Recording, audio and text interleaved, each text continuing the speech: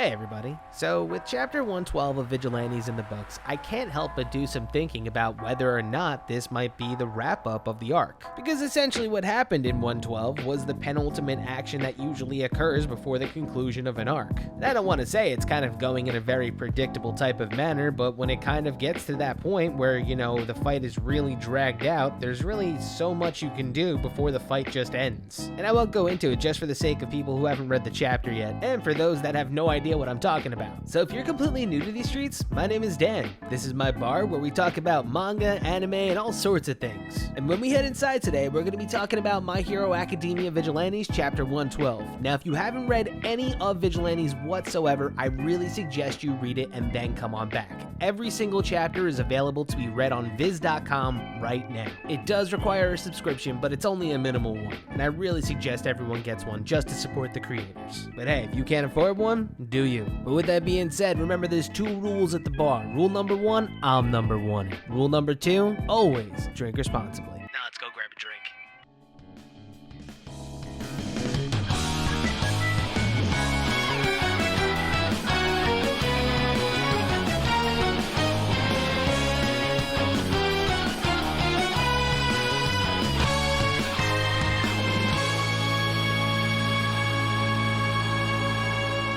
Alright, welcome to the bar, folks. Now that we got the spoiler warning out of the way, though, I think it's time for us to speak a little bit more freely. And by that, I think it's time to recognize that there has been an L that we have to go back and talk about that, unfortunately, it's been confirmed that it is not true whatsoever. You know what, let's just head over to the wall now, and I'll just take it right here, right now.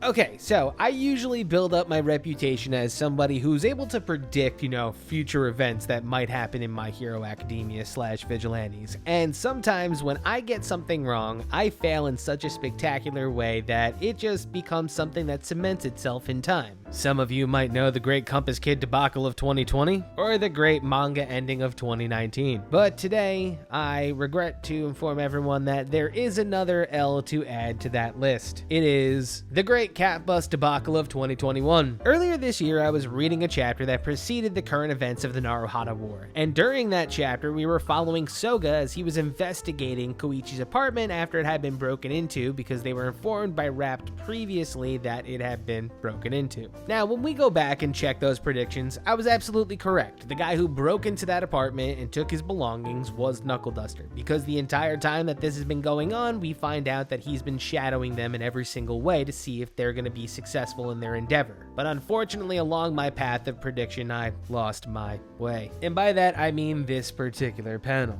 Because in the beginning of chapter 112, or rather at the end of chapter 111, we find out that what Soga finds in Koichi's apartment that I thought was the cat bus turned out to be tons of explosives. Now, I didn't officially take the L in the last chapter because I didn't see no damn explosions. But now that in chapter 112, it pretty much got up close and personal that Knuckle Duster was ready to, incinerate number 6 this time. And something that I'm kind of hot and cold about is how they justified using that bomb against number 6. What Knuckle Duster is trying to explain is that he went a little bit parallel adjacent to what he did previously 5 years ago to try to take out number 6. The caveat being, instead of using tactical explosives to bring down a building, he decided to incinerate a building by using gasoline or diesel fuel. And luckily, my biggest L is essentially the thing that keeps Knuckle Duster alive. Because for the longest time, I thought Soga found the cat bus, but instead what he did find was a massive amount of explosives that he was able to defuse and ruin Knuckle Duster's plan. I mean, his plan was literally to sit there and beat number 6 into the dirt while getting shot until the building went up in flames. That's a pretty unpractical way to try to beat somebody, dude. But the thing is, he was totally committed to it because if he died along with number 6, Koichi wouldn't have to ask the questions that he's so going to ask after this is over. Even if Knuckle Duster dies from the gunshot wounds, I guarantee now Koichi will continue to be a vigilante. What this chapter was essentially doing was showing every single one of us the resolve of Knuckle Duster's students. And I'm happy to stand by the statement where I say that Koichi and Knuckle Duster are better student and master pairing than Deku and All Might. And I'm gonna go ahead and say this right now. The only thing that All Might was good at was helping Deku become physically fit so he could become a vessel for One For All. At this point, probably any other wielder of One For All would have been a better teacher than All Might. My man got super jacked because that was what the ceiling of One For overall was for him, his physical strength. This man knew that his predecessors had quirks, and he didn't put one and one together and realize that sometimes he might have been tapping into other quirks at some instances. So let's not count it out that All Might's never used a quirk from a past user. Let's just say that he's so stupid that he doesn't realize he has used a quirk from a past successor. But when Soga saw those bombs, that was all that he needed. He instantly knew that Knuckle Duster was back and that there was someone's plan to do something on this building. And since Soga is now the detective genius that he is now, he puts two and two together and realizes that something's about to go down at Koichi's apartment when they're moving towards it. The nail in the coffin is the gunshot. The minute that he hears that, he grabs Koichi and tells him something's about to go down at your apartment. We need to move now. There's a chance that in the next chapter we might see that conversation that they have with one another, and it does make me wonder if the bomb will still be utilized in any way, shape, or form. But the fact of the matter is, Knuckle Duster has taught these two kids to become proper heroes on their own. Soga's an absolute tactical genius. He knows that number 6 is hurt, and he's already thinking steps ahead of him now.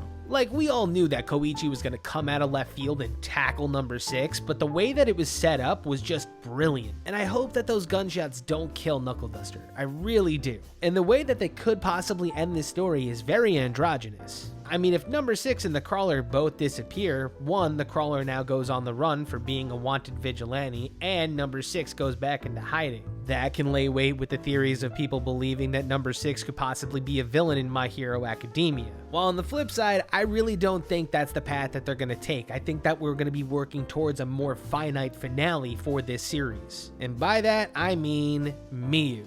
We've been wondering what her importance to the plot is possibly going to be. Well, here it is, right here, right now. This previous chapter had them moving away from the Hata Bros Cafe, moving towards Koichi's apartment. But when Koichi tackles number 6, he heads back towards the Hata Bros Cafe, which means that when number 6 explodes and they both fall down to the street, Koichi's gonna land on the ground and his sweater is gonna be in tatters and he's gonna be burnt, and then you're gonna see number 6 and he's gonna be like in pieces, or he's gonna be missing pieces, and he's gonna be trying to regenerate, and then he's gonna see Miyu. So what happens? Well, he takes a hostage, and Koichi holds up his hand and does like that shooty go kablam where it's like the kill shot, and then he's sitting there and he's pointing at him and he's yelling at one another, and they're having like that General Zod Superman moment with the headlock kind of thing, and then Pop Step's gonna appear. And then hopefully the heroes come in and save the day. And honestly, that's just my prediction, but if that's not what happens, I would genuinely expect something along the lines of that to happen. Miyu being introduced as a plotline was completely out of nowhere, and her significance was just there just for it to appear later on. It's Chekhov's gun. She's essentially that. Just because she appeared here means that she will appear a couple of chapters later.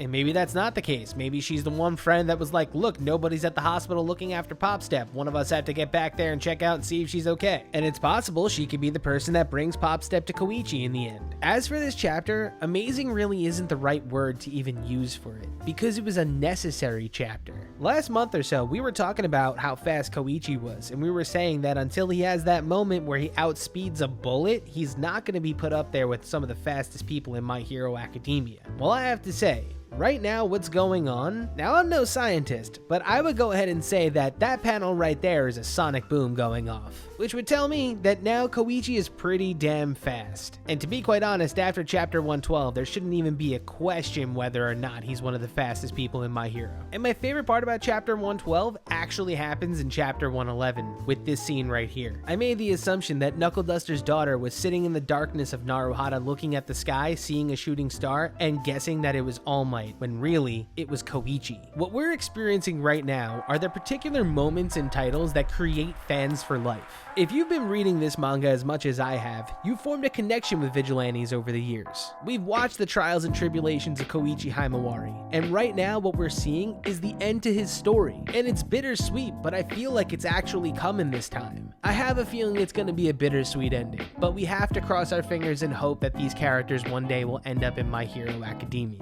Because in 2 weeks, I got a feeling that number 6 ain't going to be doing so hot. And if the story isn't ending, I can guarantee the arc surely is. So if you have any predictions as to what you think might happen in the next chapter, let me know down below. Do you think Miyu might end up a hostage? Do you think Knuckle Duster will die? Is Soga the tactical genius that we all thought he was? Let me know, and I'll catch y'all later. Cheers.